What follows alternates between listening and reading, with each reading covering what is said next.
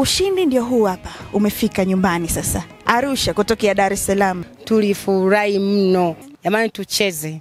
Yaani ni uhakika kabisa, haina longo. PMBet ni yenyewe. Ni www.pmbet.co.tz. Sawa, leo tumeshiriki katika kongamano hili kubwa kabisa la nchi za Afrika kuhusiana na masuala ya matumizi ya tehama katika elimu.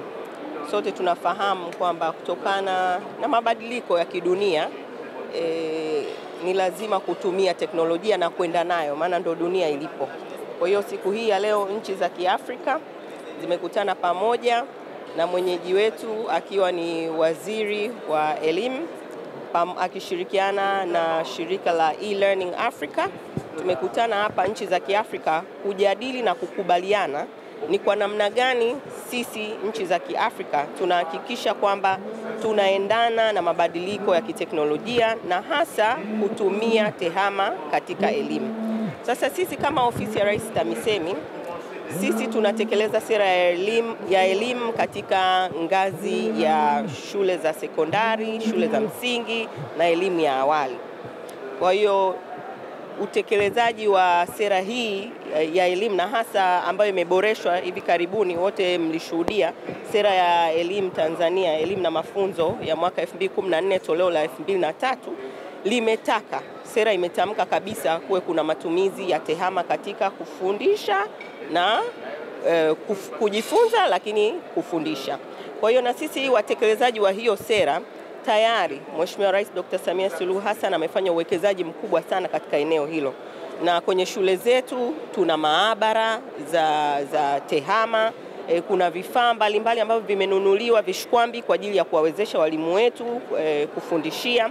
Lakini mpaka wakati huu tayari tumeanza kufanya majaribio ya teknolojia ya madarasa janja. Yaani linakuwa ni darasa moja lipo centered, na sana haya madarasa yetu tunayo mfano hapa Kibaha, shule ya sekondari Kibaha, lakini tunayo wengine darasa janja Dodoma, na tupo katika hatua ya majaribio. Unaona mwalimu akiwa yupo anafundisha pale Kibaha, ina maana kuna shule nyingine ambazo zinaweza zikajiunga kwenye darasa hilo wakawa wanafanya ufundishaji mubashara au kujifunza mubashara. Kwa hiyo hii inaonyesha ni kwa kiasi gani sisi kama nchi na serikali ya awamu ya 6 imefanya uwekezaji wa kuhakikisha kwamba hatuachwi nyuma, kwa sababu dunia ndipo ilipo. Na hata soko la ajira litahitaji mwanafunzi ambaye tayari anajua masuala ya teknolojia, lakini watu wote hata walimu wetu wawe wanafahamu namna ya kutumia teknolojia na Watanzania kwa ujumla wake. Kwa hiyo jitihada hizo zinaendelea. Sisi tumeshiriki leo hii tukiwa watekelezaji wa sera katika ngazi ya elimu msingi, na kwa kweli serikali ya awamu ya 6 inafanya mambo makubwa kuhakikisha kwamba hatuachwi nyuma, na kwenye elimu ya msingi kunakuwa na uwekezaji wa matumizi ya tehama katika kujifunza, lakini katika kufundisha.